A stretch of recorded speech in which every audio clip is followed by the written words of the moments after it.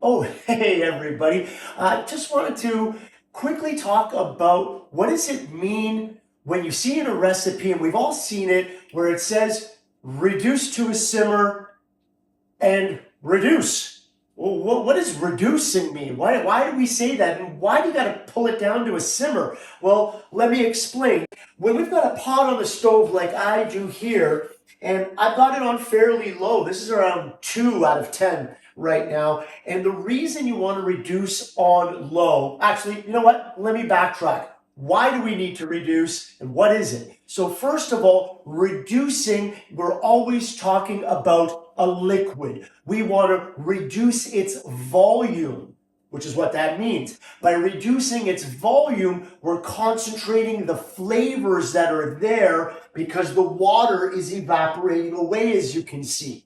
All right, so the water evaporates, all the flavors concentrate, or sugars concentrate a lot of the times.